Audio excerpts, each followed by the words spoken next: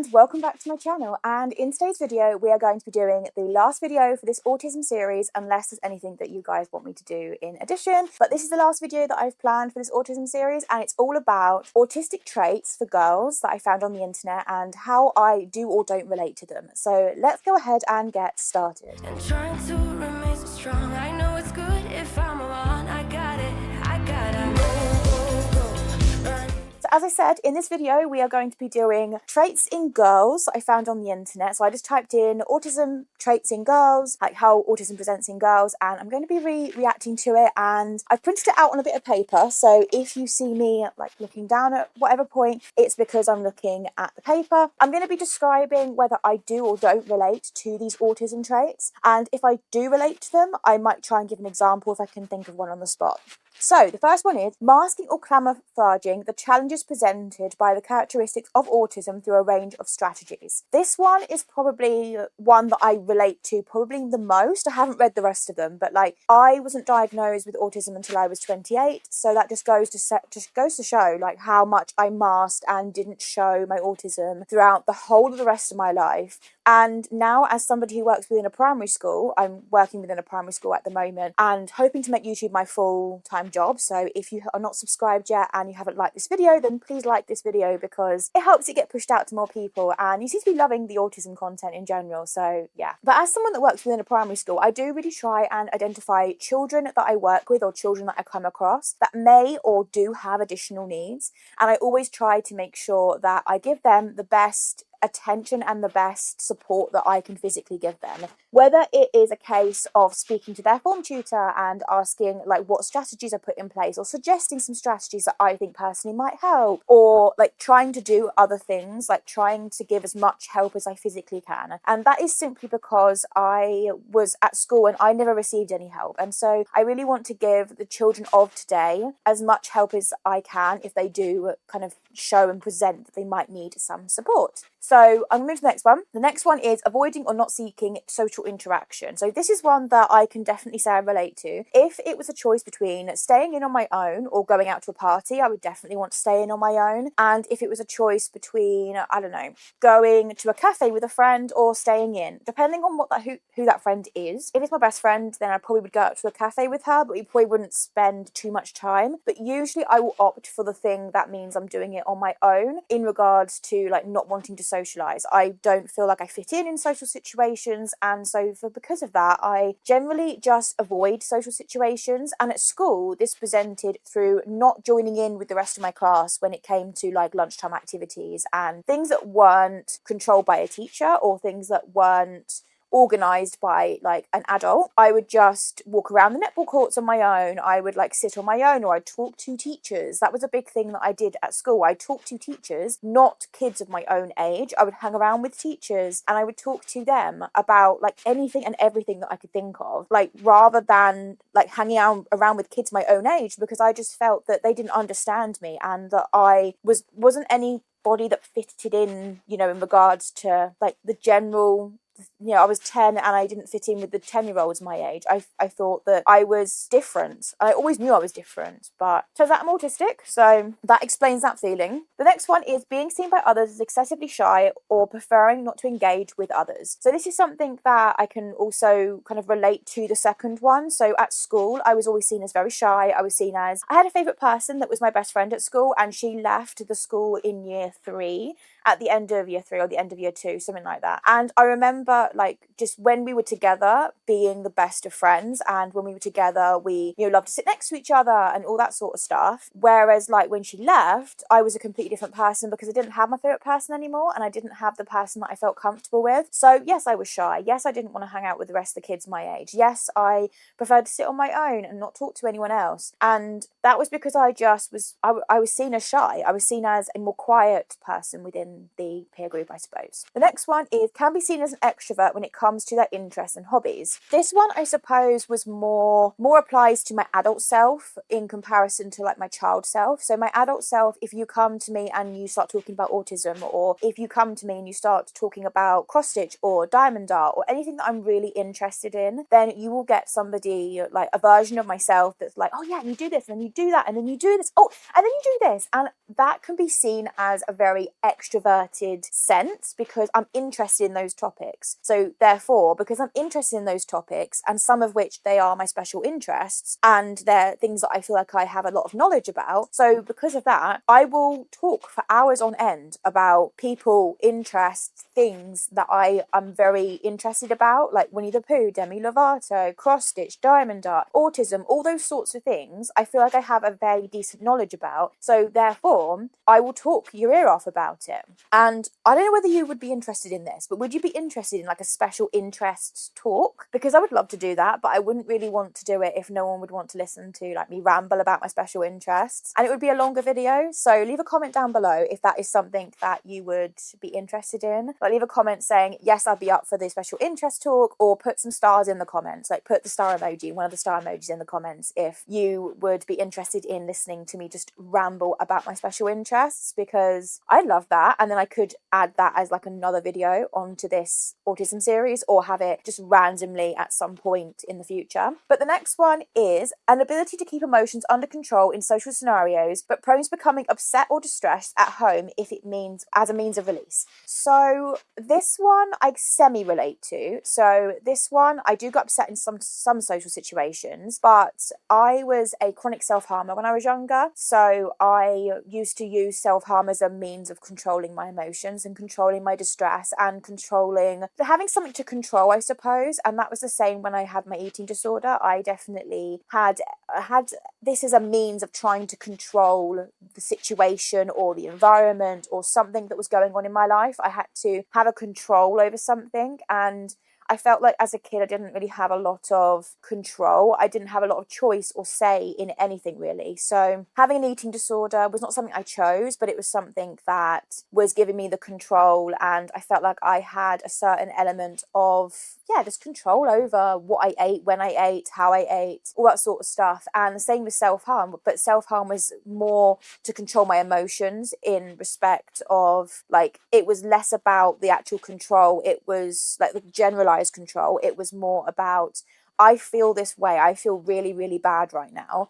I'm not going to let others see that I feel really, really bad. And so I used to self-harm, and obviously that was done in private. I was never somebody who showed it. I would always try and hide everything. You know, that was something that I kept very private. And even to this day, like, yes, I don't cover it up as much now because they're all scars, but I definitely am not somebody to flaunt it. I'm not somebody that has massive scars as well. Like, my scars are very all contained in one place, or two main places, but they are also like fairly not as noticeable now because it's been so many years since I've self-harmed. It's nearly 5 years, by the way. So I'm very proud of myself. But yeah, it's nearly 5 years since I have been in a mental health hospital. It's been nearly 5 years since I have needed that level of support. And it's been nearly 5 years since I've done anything in regards to harming myself. So yeah, I am very happy about that. And I'm very proud of myself. And so yeah, I am probably going to be doing some sort of celebratory thing for that. And that is going to be happening in February. So I cannot wait for that. But yeah, if any of you are on a journey of trying to stop self-harm and you think you may be autistic, you are autistic, I would definitely recommend that you seek out some support. I never got the support that I would ideally have needed, and I really would recommend that you basically get some support in terms of trying to control your emotions, in trying to like understand your emotions, because a lot of the big thing with autism is that you don't understand why you feel the way you feel, and I definitely was one of those people. So the next one is seen as others as quirky or a daydreamer. I wasn't really a daydreamer, so I can't really like relate to that one, but I definitely was quirky. I definitely had my quirks. I had my like special interests, was probably a better word for it, but I definitely had special interests that were quirky and different, so I can semi-relate to that one. Copying or mimicking others' speech and actions in social situations. So as you can probably tell from my video, my accent is very posh, is very southern of England, and I will notice that when I'm with my very northern friend who is North English, who speaks very like she's from near Birmingham basically, so if you're in England you know what sort of accent that sounds like. When I'm with her, and when I'm with her for a extended period of time, I will start to notice that some of my words will sound northern, and that's not even something I can control. That is something that is an accent that I will mimic and copy just through like hearing it too much, and then like copying it through just like sounding a bit more northern. And another thing that I do, and this is kind of relating to this, but it is actually called echolalia. So for some people who have autism, not for everyone, because I've been told in some of my videos that I generalize things and I say we, and I say we all have this. When I say that, I do use the word we a lot in place of I, and that is one of my symptoms of autism. So I wanted to just clarify that as well, because that was something that someone picked up in a previous video. And I want to also say that I didn't intentionally say that as we. I was meant to say I, and it's just something that I do a lot, and it's part of my autism and part of, I don't know, part of the way I talk in a way. Like even when I'm talking about myself, I will say we a lot, but I'm going to try my best to correct that and try my best to say I as much as possible. And I'm on this journey, I'm learning. So yeah, if I ever say we and it's meant to be I, then I probably have just made a complete and utter mistake and not realised it. But I do have a lot of echolalia things. And for those of you who don't know what echolalia is, I'll put some sort of like description up here about what the actual definition of it is. But echolalia is basically mimicking a sound. So I remember when I was with my ex, she used to sit on the sofa and she used to play, I think it was Coronation Street or EastEnders or something like that. And like when someone would say something, someone might say something in a certain accent, or they might say a certain phrase or something like that, and I would repeat it. And she used to laugh every single time I did it, because it was not something I used to control. It was just, I would literally be sitting at my desk randomly, like just doing editing or whatever, and then I'd be hearing her like show in the background. And if you're watching this, you'll probably remember exactly some of the things I used to say. But then one of her characters on her show would say something, and it would be like a joke, or it would be something that was stand out to me, and so then I would repeat it, and I would repeat it in that accent, or my version of that accent, and I would also repeat it like word for word. And she used to like literally laugh, because sometimes it would be so random, like I wouldn't do it for ages, and then I suddenly would like make the sound of like a pin drop, not pin dropping, but like I'd make the sound of something on her show, or I would copy a certain like phrase that had been said by one of her characters. And honestly, it used to make her laugh every single time. But I also do it in terms of like sounds that I hear, or noises that I hear on bits and pieces, or even to do with music. Like I will sing the same phrase in a music piece, like a song, over and over and over and over again. And it's not done because I want to improve my voice or anything like that, although I would love, see, like something you don't know about me, guys, is that I really, really wanted to be a singer when I was younger. Not so much anymore. YouTube is my life. I really want to be a YouTuber now. But when I was younger, I wanted to like be a professional singer, like sing on stage, like be like this famous singer, basically. And I was never really good enough for it. I mean, I've got a decent voice, don't get me wrong, but I definitely don't have the voice of a professional singer. So yeah, that was definitely never going to happen. So YouTube is probably my next best bet, YouTube and social media. But I do love like YouTube and social media. I think it does give me an outlet that most other things don't. And it gives me a platform to be able to speak about these sort of topics. So yeah, let's move on to the next one. Having a very limited number of close friendships. This definitely relates to me my whole life, because as a kid, I never really had many friends. And as an adult, I have a very small, selective group of friends. So I have my best friend Alex, who, if you're watching this, hi. And I know some people through Alex, but if I just talk about the people that are actually my friends that I've actually made, I have another friend who lives about 40 minutes away from me, and we sometimes meet up, but we meet up probably once every 4 to 6 months, I would say we meet up. And, you know, we usually meet up and we go to the shop or something like that. So if you know who you are, then I'm talking about you now, but I know that you don't want your name put on social media. So I am just describing what we do as a means of like saying thank you for being my friend.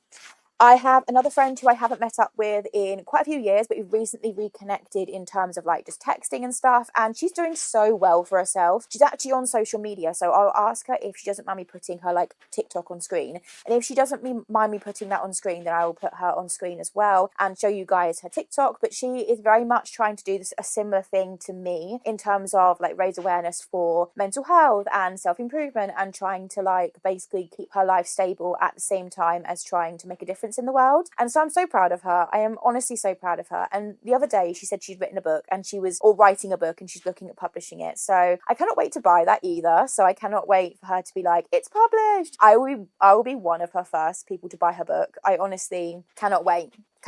That's just it at the end of it. But I have probably, I would say, less than 8 friends that are my friends, you know, and I've lost so many friends over the years. I have gained friends and lost friends and never been able to have a constant, stable amount of friends. And yes, I know friends are friends. Like, for example, with Alex. Alex has got her own little group of friends as well, and they are very different to me, and they're very different in the way of like how we'd connect and how we'd hang out with Alex, and Alex being the person that knows both of us. So the last one on this particular section is a tendency to become very intense and possessive in friendships, which can also lead to them ending very suddenly. Okay, I would say maybe intenseness, but I don't believe I've become ever very I can't even say that word, possessive with friendships. I would say that I've maybe become quite intense and texted that person a lot and been very overwhelming, especially in my sort of childhood and teen years, like when I had a phone from the age of 13 all the way up until about probably, I would say, like my 19 or 20th year, basically 19 or 20. I would say those at that sort of time was probably the times that I was the most intense within friendships. But as I've grown older, I've taught myself, and obviously in autism, a lot of people, not everyone, but a lot of people will teach themselves what is acceptable within certain situations. So for me, I didn't know that being as intense, I didn't even realize I was being intense, right? And I've lost friends through it. I've lost friends through being that intense. And I've lost friends through like trying to rely on them too much or something like that. And I didn't even realize I was doing it until they literally said, I don't want to be your friend no more. Or like, I believe it's best that we part ways. Or they just stopped talking to me and stopped replying and they blocked me or something like that. And I've not really understood why. As an adult, I try to, like, I've taught myself that it's not good to be texting your friend 24/7, and it's good to like give them some space and give them some time. And I've taught myself that. And people with autism sometimes have to teach themselves what is right and acceptable within certain social situations, which is something that I've had to learn throughout the years of not knowing I was autistic but thinking I was, and also the years of not knowing I was autistic and not even knowing or thinking that I was. The next one is having a tendency to get mothered by peers at primary school. I would say I was the opposite. I would say I would mother other peers. I would say I was like the opposite. I like to take care of people. I like to make sure that they're okay. I like to always like give my best advice when it comes to like certain situations or certain things that like they might need help with, or I like to give like, you know, all those sorts of things. I like to mother other people, I would say, like less about being mothered. And I think if I did have friends in primary school, I think that yes, I probably would have got mothered. But because I spent a lot of time on my own and because I spent a lot of time like hang around with teachers, I don't really know whether I relate to this one or not. The next one is a well-developed sense of justice that means they may stand up for themselves. I have a well-set sense of justice. I have a good sense of like, that is wrong. Like, why are people allowed to get away with that? That is so wrong. Why, you know, and it comes down to like, even when I listen to like certain things on the TV, or I see certain like court cases that have gone through and they've gotten away with it. And I'm like, but that's not fair. They've killed somebody, or that's not fair. They've neglected their child or whatever. And I will turn around and say, that's not fair. That, you know, I have an extreme sense of justice and for what is fair and not fair. And this boils down to my sense of seeing things very black and white. So I will see things in a very black and white sense. I will see things as good or bad, right or wrong. Whereas like a lot of people can see the grey area, and I immediately cannot see the grey area in a lot of situations. It takes my best friend explaining to me the grey area, or it takes my best friend going through some situations that may mean it being the grey, you know, and I cannot usually see the grey area by myself. It usually has to have someone explain it to me for me to be able to even remotely try to understand why it may be in that grey area, and it might just not be as clear cut as right or wrong or good or bad. The next one is language skills that appear to be advanced for their age. I don't relate to this one. I would say maybe verbally my language skills were advanced for my age, but I would say that my reading and my writing skills were below average. I was also dyslexic, and I didn't get diagnosed with that until I was, I think, 19. So I masked that as well. And I basically always had a lower achievement in my English skills, and my spelling was atrocious, and my ability to understand punctuation was really bad. So all that sort of stuff, I barely scraped a C within my GCSE, and that was really hard for me because my teacher really didn't understand me as a person and would send me out of class a lot and stuff like that for doing pretty much nothing. And if you want me to talk about my English teacher and the ridiculous stuff she did, then leave a comment down below. Leave maybe a pencil or some sort of school emoji if you want to hear that, like, that little snippet of mini story times in a video. The next one is a range of non-verbal communication skills. So I would say that as a young kid, I was very interested in learning British Sign Language, and to this day, I still have quite a big interest in learning British Sign Language. I just find that I don't have the time for it. I do know very basic British Sign Language, like the yes, no, the please, thank you, the alphabet, all that sort of stuff, the mum, dad, sister, brother. I know all of that sort of stuff in sign language, but I can't speak it fluently. I wish I had the time to sit down and learn British Sign Language, because that would be something that I really would love. I also do remember in college they did actually identify my need for additional assistance, and they did actually give me a traffic-like system of cards. So if I needed a break for whatever reason from the classroom, I had a green card that would say I'm okay, but I just need 5. An amber card would be I'm feeling kind of shaky, but I think I'll be okay, but I need a breather. I need to go to the toilet, I need a breather. A red card was I'm feeling really, really bad.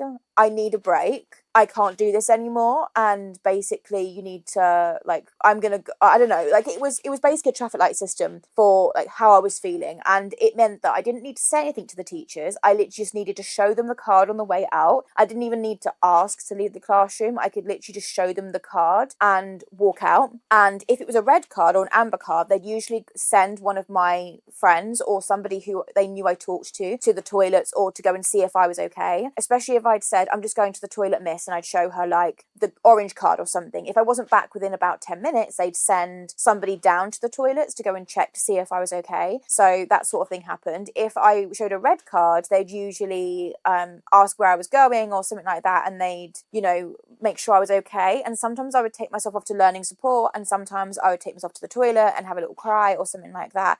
And sometimes it was something completely different. But I got bullied throughout the whole of schooling. So I definitely was relieved to be in college when they finally started to understand that I wasn't capable of like always saying what my needs were. So giving me the traffic light system of cards was probably something I could have done within primary and secondary as well, but I was just never given it. And college finally started to realise that I did need a bit of support, and it wasn't maybe noticeable, but I did need some. The next one is a highly developed imagination and enjoyment of fiction, pretend and fantasy play. No, I definitely don't have a highly developed imagination. I have imagination when it comes to certain scenarios, but I definitely do not have an overall highly developed imagination, even to the point when, because I work at a primary school, I need to have some imagination, right? And I don't really have that imagination. So when it comes to playing with the youngest children that we look after, and they've got an amazing imagination, like a load of them, like most of them have a really, really good imagination. And because I don't, I find it really, really difficult to play with them. And that may sound silly, but sometimes like I really find it difficult. If it's a doll's house and it's kind of like a structured activity where like I'm a certain character, I can usually have a very basic imagination when it comes to like, oh, I'm feeling tired now, I'm gonna go and play, I'm gonna go and lay down, or I'm gonna go and like have a bath or something like that. I can be very, very, very basic when it comes to the imagination, and usually the kids will turn around and go, no, you're not tired, like you're gonna come ride this horse onto this fantasy land or something like that. And I'm just like, oh, okay, am I?